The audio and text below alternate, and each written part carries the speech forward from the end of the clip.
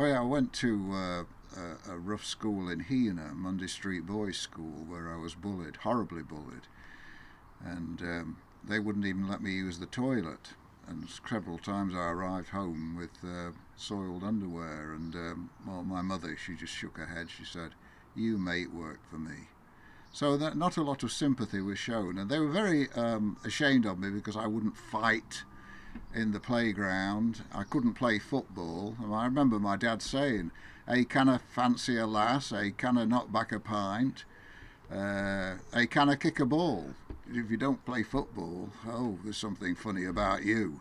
I've told you many times before, Terry, that we are very different in respect of the backgrounds. I am from a Detroit background. I was in Detroit for 13 years. The gay scene there is a bit raunchy, and I'm a devotee of the gay saunas.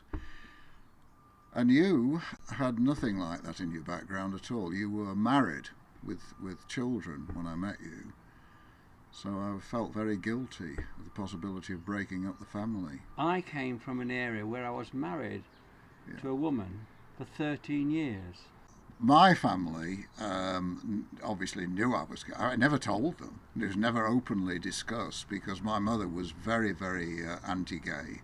It was the easiest thing in the world to come out because I'd found something that I needed, that I wanted, that I'd always dreamt about. I was telling my dad, Mother was in the kitchen doing the breakfast, and I was telling my dad, he says, "What's the trouble, son?" He says, "I know lots of gay people." He says, "Nothing wrong with that."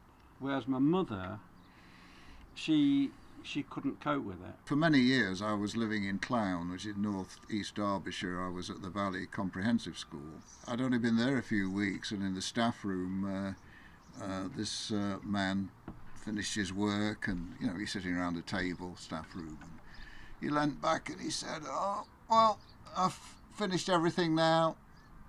I suppose we could go up outside and beat up a queer." I think it was bait, but in that was just a few years later than when I met Terry, about 1979, at the time of the coming of Mrs. Thatcher, and I was really upset by that. Somebody came up to me and said, who had heard this, he said, "Narvel," he said, "if I were you, get yourself a girlfriend, be more sociable, come to the pub with us." I don't drink, so you see, wasn't really interested in doing that. He said, if the boss, the headmaster, he said, if he knew that you were queer, he'd have you out of this place so fast your feet wouldn't touch.